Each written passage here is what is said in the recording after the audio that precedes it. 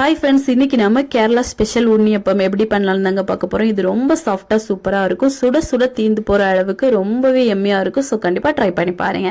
இது பண்றதுக்காக 1.5 கப் அளவு பச்சரிசியா 2 மணி நேரம் நல்லா ஊற வச்சு வச்சிருக்கேன். இப்போ 200 கிராம் அளவுக்கு சர்க்கரையை கொஞ்சமா தண்ணி விட்டு நல்லா காய்ச்சி எடுத்துக்கலாம். இப்போ காய்ச்சினதை ஆற விட்டுருங்க.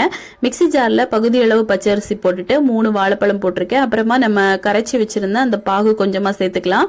2 டேபிள் ஸ்பூன் அளவுக்கு அவல், அப்புறமா கொஞ்சமா ஏலக்காய் போட்டு நல்லா அரைச்சி எடுத்து அந்த பேஸ்ட்டை ஒரு பவுல்ல சேர்த்துக்கோங்க. மறுபடிக்கும் மிச்சமா இருக்கக்கூடிய அரிசி 3 பழம், மிச்சமா இருக்கக்கூடிய சர்க்கரை பாகு எல்லாத்தையும் ஊத்திட்டு இதையும் ஒரு பவுல்ல சேர்த்துட்டு கொஞ்சமா பேக்கிங் சோடா 2 டேபிள் ஸ்பூன் அளவுக்கு மைதா மாவு போடணும்.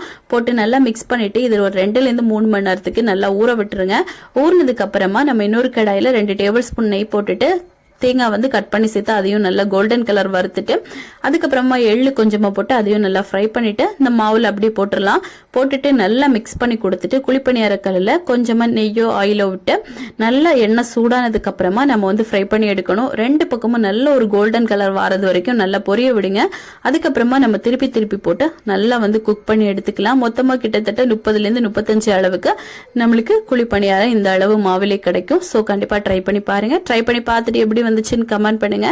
நம்ம சேனலை மறக்காம சப்ஸ்கிரைப் அண்ட் சப்போர்ட் பண்ணுங்க.